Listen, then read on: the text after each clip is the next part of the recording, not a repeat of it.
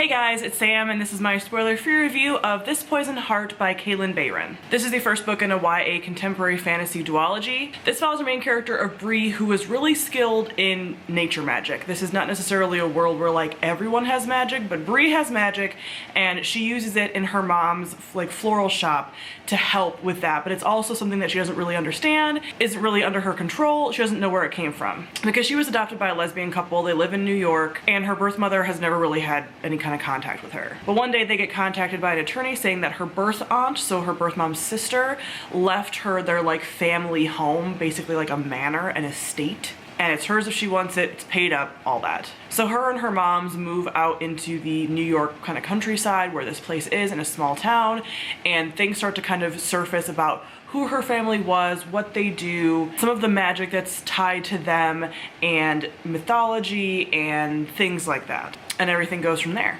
So first off, I'm talking about the world building. I love nature magic, and this did nature magic so well. Like Bree's powers and the way that they are talked about and the way that all the plants and things are described is really cool. Obviously the title has poison in it, so we have this talk of like poisonous plants and things and really deadly plants and how she can like deal with those things. Her family had an apothecary in this old manor, so it's very like sort of witchy nature magic. All of those vibes are immaculate to me. Also, if you know anything about Greek mythology, her name is Briseis, which is a character from the Iliad and like the Trojan War kind of period. So there's a connection to sort of like Greek mythology in the names of all of her birth family, and so we have this Greek mythology tie-in as well that I thought was really well done, and I was not expecting it at all. Next, we talk about our characters. I really liked our main character of Bree. I enjoyed her nature magic. I enjoyed how she sort of related to things, how she was sort of struggling with like having an adoptive family that she loves, but also being really curious about her birth family and like where all of this like magic and stuff came from. She also stumbles around a bit, like not really sure who to trust. There's this whole like mystery element to this, and she's not really sure, but she really like wants to give people a chance, and I really dig all of that.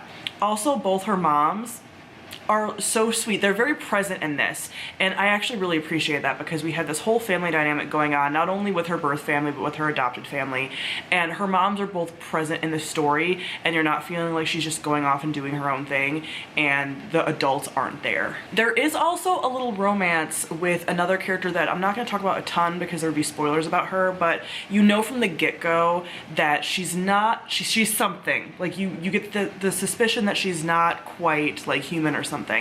And that was also cool because one, it's sapphic, because Bree, our main character, is bisexual or pansexual. She talks about dating people of multiple genders. So we have that.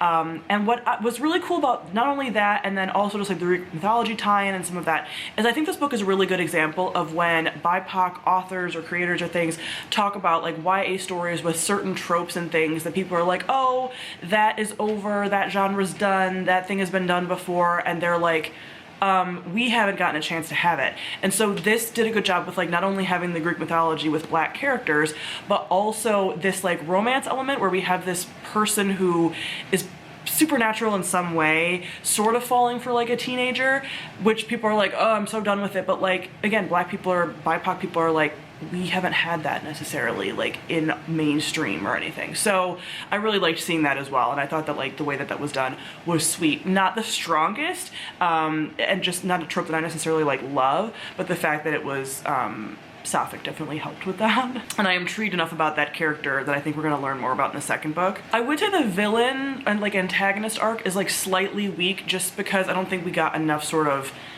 not quite explanation, but like it was a little bit like, what's the motivation here? Felt a little bit mustache twirling in some ways, or just like or behaviors sort of like changed quickly and stuff. So that was a little bit like probably the weakest part of this, but overall I still really enjoyed most of the character dynamics. Lastly, we have the plot. This is definitely a slower story, but I liked it. It was definitely like this mystery. It almost had like a gothic mystery flavor to it because we have this really weird house. It's not haunted, but it's just like it sort of has like mysteries in it, sort of like a little creepy. There's like the people in the town, there's things going on and you're like, sort of who's involved in this. Her aunt has left her sort of like clues to things that she's having to figure out. So this takes a while, and it's much more about like the vibes. Like it's very immersive, atmospheric, slow vibes as she's sort of like unraveling these things about her family. That's not going to be for everyone, but I really liked it. Even in the author's note, she basically describes it perfectly, that she went to her agent or like whoever and brought this story that was poison plants, Greek mythology, hidden legacies, and old creepy houses. And that's the vibe. That's it. So overall, I really enjoyed this. I plan on continuing with this duology. The second book comes out this fall, I believe. And this actually like really surprised me because again, lately I've talked about like YA not necessarily hitting for me and not really hitting the mark.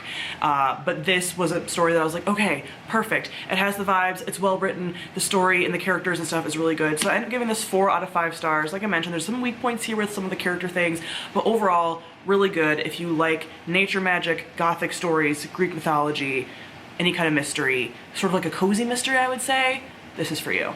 So comment below, let me know what you thought of this Poison Heart. Thank you all for watching, and I'll see all of you guys soon. Bye.